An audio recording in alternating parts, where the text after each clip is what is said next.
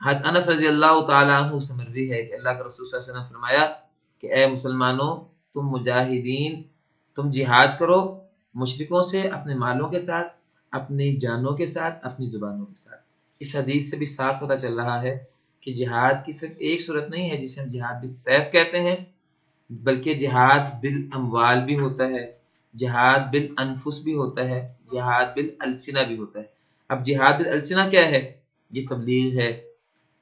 تبلیغ کے اندر صرف اتنا نہیں ہے کہ انسان زبان سے جو ہے وہ پیار کے ساتھ جو ہے وہ کسی کو کوئی بات سمجھاتا رہے، بلکہ تبلیغ میں یہ بات بھی شامل ہے کہ انسان جو ہے وہ زور زبردستی کے ساتھ، ڈانٹ ڈپٹ کے ساتھ، سختی کے ساتھ ایسے قانون سازی کرے اگر اس کو اس کی قدرت حاصل ہے کہ جو دوسرے لوگ ہیں ان کی وہ اصلاح کر سکے۔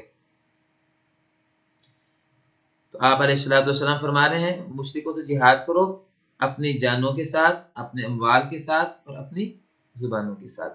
رواہ احمد والنسائی وصححہ الحاکم، امام حاکم رحمۃ اللہ علیہ نے اس حدیث کو صحیح قرار دیا ہے۔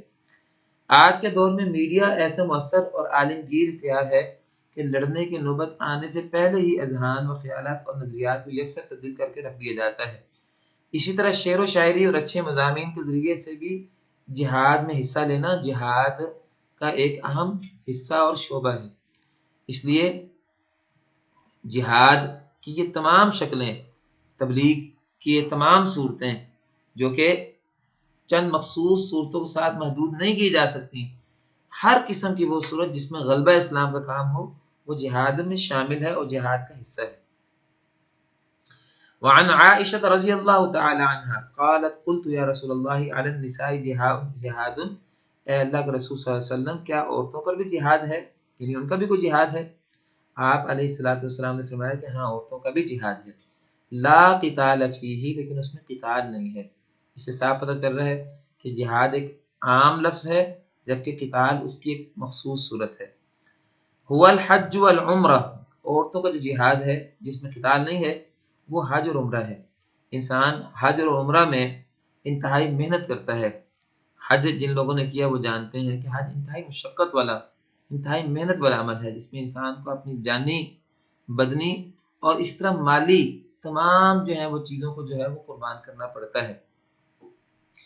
اور عورتیں جو ہیں وہ عام طور پر چونکہ مردوں سے کمزور ہیں، اس لیے عورتیں جو ہیں وہ اگر یہ کام کریں تو پختہ بات ہے کہ مردوں سے دگنی، تین گنی، چار گنا زیادہ مشقت کے ساتھ وہ یہ کام سر انجام دیں گی۔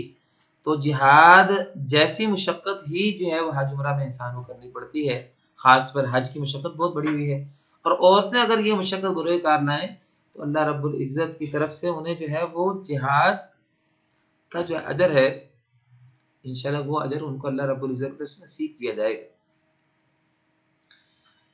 گویا جہاد بالسیف عورتوں پر فرض نہیں ہے، جہاد بالسیف عورتوں پر فرض نہیں ہے، البتہ جو جہاد کی باقی صورتیں ہیں وہ عورتوں پہ بھی فرض ہیں۔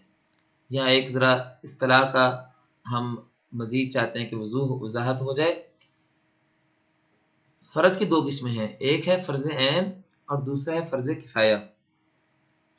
فرض عین اس فرض کو کہتے ہیں کہ ہر شخص پر یہ چیز عائد کی جائے کہ وہ بذات خود اس چیز کو سر انجام دے۔ عربی زبان میں عین کا لفظ جو ہے وہ ذات کے لیے استعمال ہوتا ہے۔ فرض عین کا معنی ہے ایسا فرض جو بذات ادا کرنا جو ہے مطلوب ہو۔ جیسے اگر کہا جائے کہ تم سارے لوگ، تم میں سے ہر ایک انڈیویجولی، تم میں سے ہر آدمی، اس کے اوپر یہ بات جو ہے وہ عائد کی جا رہی ہے کہ وہ جائے اور یہ کام کر کے آئے۔ جیسے نماز کا حکم ہے، زکوٰۃ کا حکم ہے، ہر شخص پر یہ چیز بذات عائد کی گئی ہے، یعنی گویا اس میں نیابت نہیں ہو سکتی، یہ نہیں ہے کہ کوئی دوسرا اس کے تو ادا کر دے تو وہ ہو جائے گی، ہر شخص سے خود کرنا مطلوب ہے۔ فرض کفایہ جو ہے وہ جو ہے ذرا مختلف چیز ہے، ذرا اس کو سمجھ لیجئے، چونکہ لوگ فرض کفایہ کو بھی نہیں سمجھتے عام طور پہ۔ فرض کفایہ یہ ہے کہ جس کا مطالبہ ہر شخص سے کیا گیا ہے کہ ہر شخص اس کو بروئے کار لائے، لیکن ہر شخص سے اس کو بذات بروئے کار لانا جو ہے وہ مطلوب نہیں ہے۔ فرض عین اور فرض کفایہ میں کیا فرق ہوا کہ فرض عین میں بذات اس کام کو بروئے کار لانا